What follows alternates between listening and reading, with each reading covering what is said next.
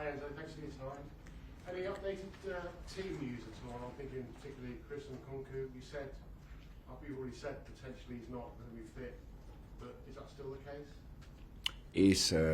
He's working with us in the last days, him and Guiu, and both they can be available for the next game, knowing that no one of them played some minutes from the injury. So by the next game you mean Forest? Yeah. Okay, yeah. So they're available for selection? They can be available, yeah. Reece James, probably just normal. We saw him at open training on Tuesday doing his own session. Mm-hmm. Is he okay? No, yeah, he's okay.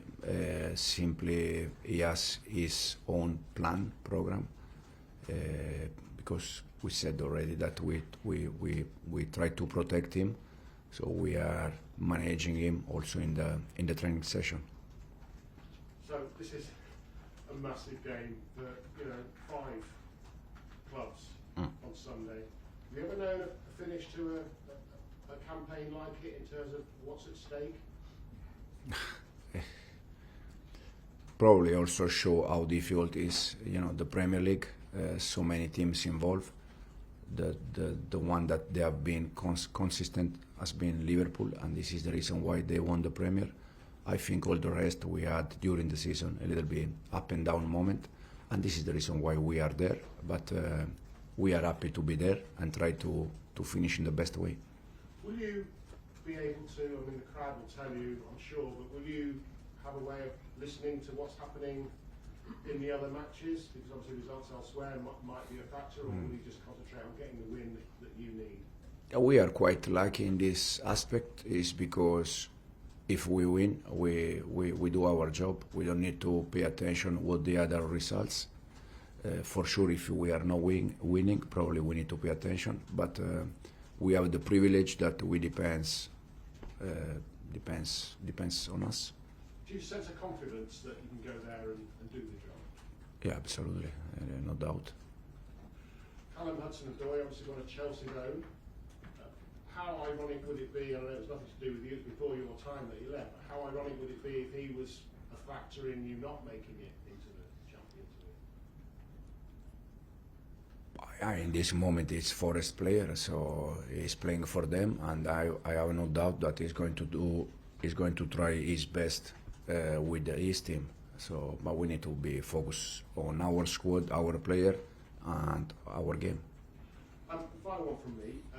Looking forward to the dreaded transfer window, which starts a little bit earlier, isn't it, this season?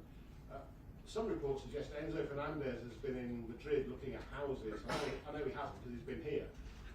But how important is he to Chelsea, and how important is he that you keep him here? He's on a long contract, but suggestions Real Madrid might be interested.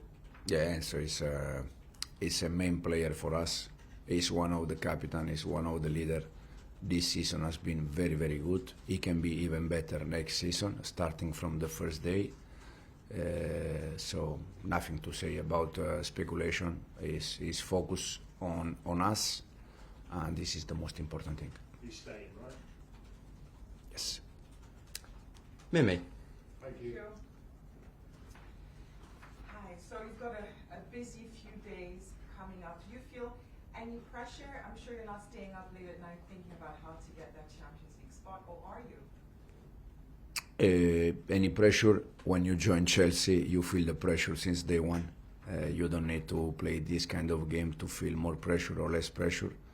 I feel pressure since I joined the club, because it's a club that you need to win games, and we won many games this season, but probably we need one more to, the most important one. And how did you go about, you've got an important game this weekend, and a few days later as well, the Conference League final. How did you go about deciding maybe rotating key players for both matches? Now the focus is Sunday game. That is the next one, is the most important one.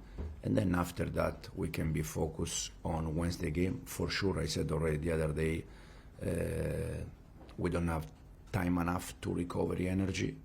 So for sure we need to rotate and we need to change things.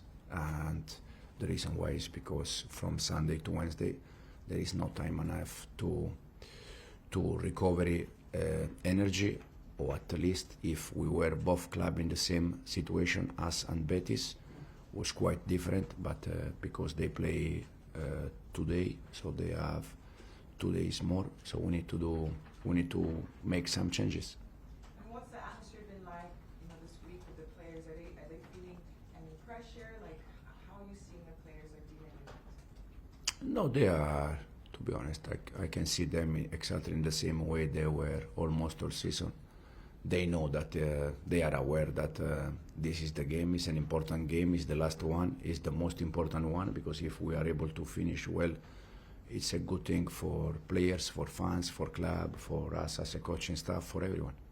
Do you, by any chance, give any motivational words to the players to get them with that mental strength to prepare them for both matches?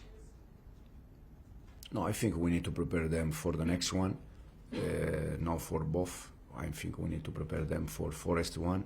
In terms of motivation, we also try almost every game to give them some extra motivation, because it's something also that is part of the game.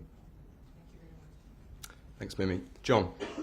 Hi Enzo, over the last few months there has been a massive difference between your home form and your away form. I think it's 1 league win in 10. Can you try and explain why there has been such a difference? It's something for sure that probably during the summer or during the short break we have, is something that we have to analyze. I also said many times that I like to analyze game by game. I think we play some game away where we didn't deserve to lose, or even the draw. I don't know, Palace away, I think we were much better and we deserved to win the game.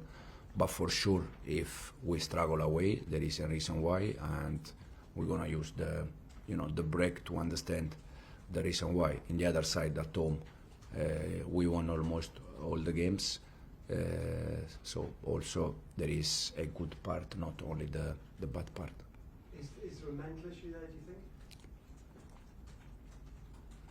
I don't think so. I don't think it's a mentally problem, but for sure there is something that we need to improve, no doubt. Because on Sunday, the attitude and mentally, they've got to be absolutely spot on, haven't they? 'Cause it's going to be pretty lively at the City Ground. Yeah, no doubt. But even the last game away, I think the last game was Newcastle away. I think they show resilience, they show effort. Overall, I think we didn't deserve to lose that game, even with 10 players. But at the end, we lost the game. And so I don't think it's mentally, to be honest. Just a question on the England squad going to be announced at 10 o'clock this morning. Is there a concern from you, for your players who are going to be picked in that squad, given you've got the Club World Cup coming up? Have you spoken to anybody, Thomas Tuchel, just to see how he plans to use your players there? I didn't speak with one of them. The only thing I can say, and I said already many times, that as much as the players we have in the international team, we are happy, because that is something good. First of all, for the players, because they represent the country and it's nice, and for the club also. But I think the last game's on the 10th, and obviously you're going to America on 15th, around that kind of time. So will you be asking maybe that they can be released early? But from the 10th to 15th, we have 5 days. Yeah. The problem is that we have a game Sunday and Wednesday, European competition final. No one is scared about that. So player welfare, you've got those games, as you said, there's not much between those 2 games, then the players go on with the international team, then they fly to America, and you could be out there till the 15th of July. I mean, for player welfare, what would you say? Isn't that great?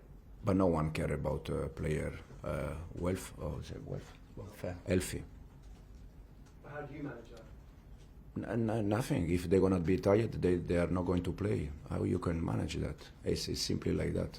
But I don't think there is many attention about players healthy or these kind of things. Otherwise, it's not normal, the amount of game that they played. Simon.